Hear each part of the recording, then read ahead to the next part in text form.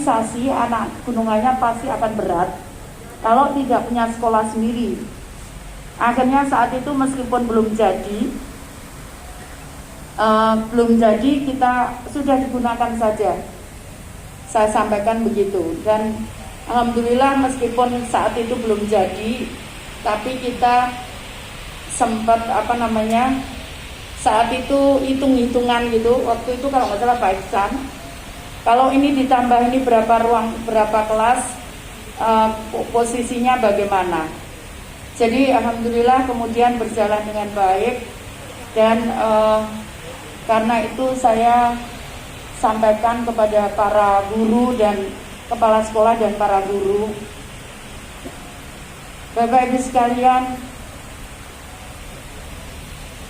kehormatan bangsa ini bukan terletak pada kita, negara kita sekaya apapun kekayaan alamnya,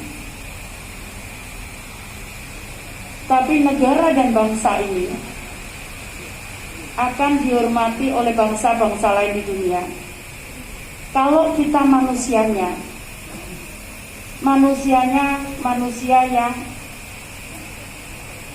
mempunyai kekuatan kepribadian, mempunyai kualitas sumber daya manusia yang baik. Bangsa lain pasti akan menghormati karena itu. Saya ingin menyampaikan kenapa demikian, Bapak Ibu sekalian. Kita lihat, saat negara ini awal merdeka, kita nggak punya apa-apa saat itu. Jangankan kok mau ngolah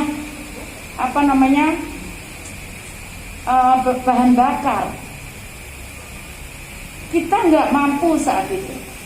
Tapi negara kita sangat dihormati di negara-negara di seluruh dunia. Kenapa? Karena bangsa kita mempunyai karakter yang sangat kuat saat itu, sehingga orang lain pun menghormati bangsa kita.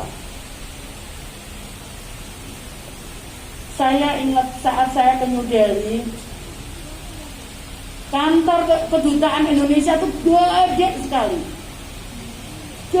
sekali.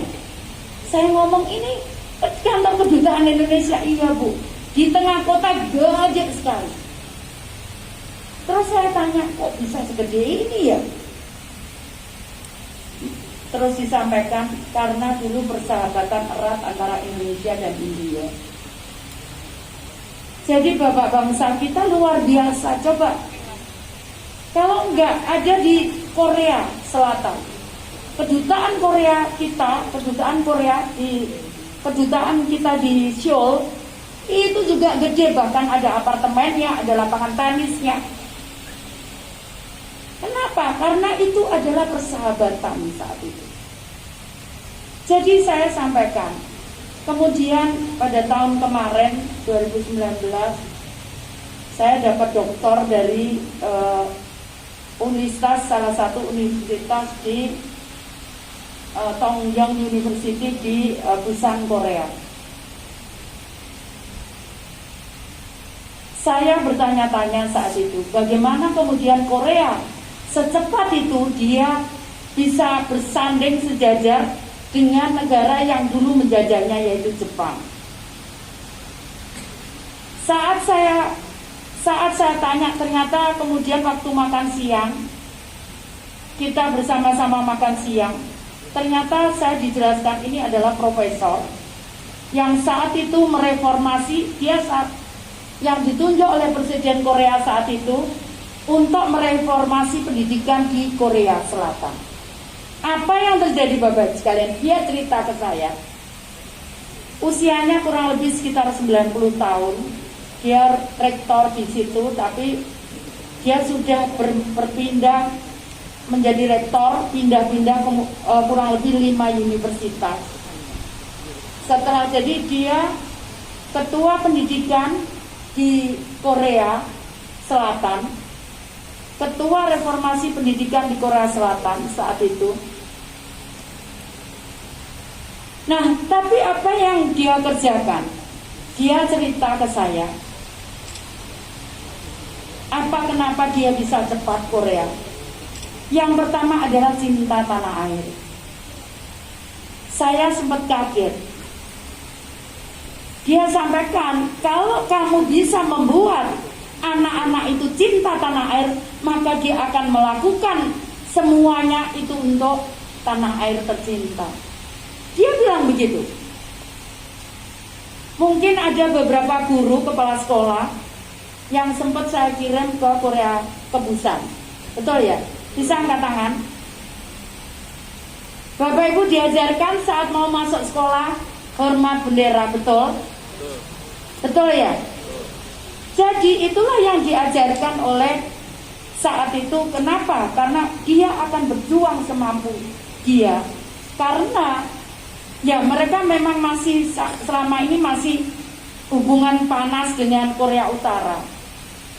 Nah Bapak Ibu sekalian, tadi yang saya sampaikan, karena kemudian anak-anak ini mempunyai komitmen bahwa kalau dia cerita, ini profesor ini, dia cerita, jadi misalkan industri mobil, dia sampaikan ke anak-anaknya, ke murid-muridnya, ke guru-guru, ayo kita harus bisa membuat mobil lebih canggih dibandingkan mobil yang dibuat oleh negara lain.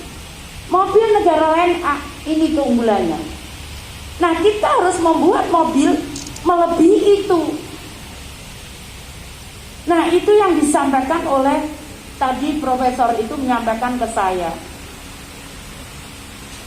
Jadi Bapak sayang COVID, dia sebetulnya mau berkunjung ke kota kita, tapi karena COVID sehingga berhenti. Mudah-mudahan nanti saat COVID berhenti dia bisa berkunjung ke sini. Jadi beliaunya ini salah satu orang yang jabatannya setara dengan menteri, yang sangat berjasa terhadap pendidikan di Korea Selatan. Nah, apa hubungannya dengan di sini? Ayah saya mengajarkan, kamu kalau mencari ilmu atau mencari uang, kamu harus seolah-olah hidup itu kamu akan hidup 1000 tahun lagi. Tapi kalau kamu beribadah seolah-olah kamu 1 menit lagi meninggal. Yang ingin saya sampaikan Bapak Ibu sekalian, ayo kalau kita nanti berpikirnya tuh hanya untuk diri kita, berpikirnya hanya untuk kepentingan kita, maka selesailah negara ini.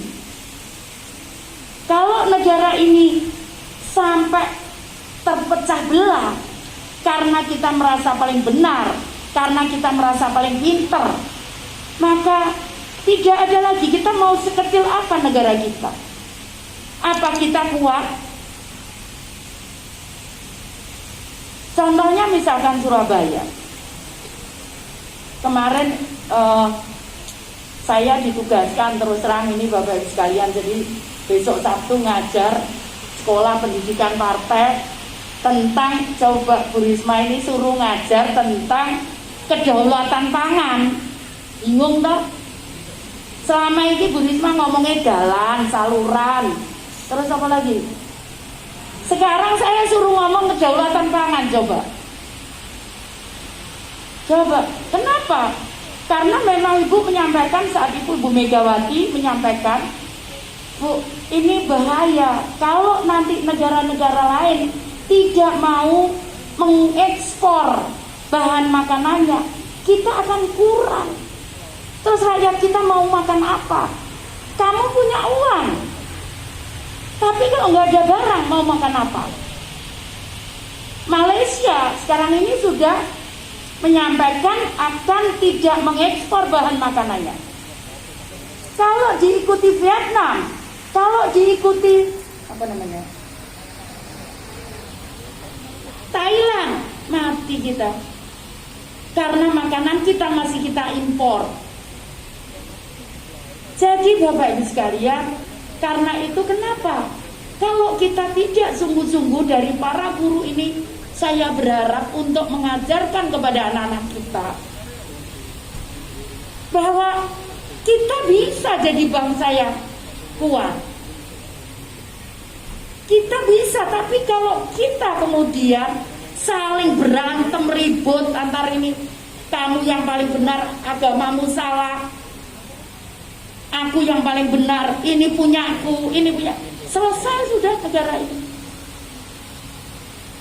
Jadi karena itu para guru, saya mohon, dulu kita tahu apa, saat kita bisa seperti ini, tidak mungkin saat itu kalau para pejuangnya enak-enakan, mentengkan diri sendiri, tidak mungkin. Karena kita semua kalah senjata, kalah, coba badannya tuh, badannya aja kita kalah, singgol sidik aja goleng sama orang-orang itu. Jadi karena itu Bapak Ibu sekalian, monggo ayo anak-anak kita diajarkan bagaimana mencintai tanah air kita.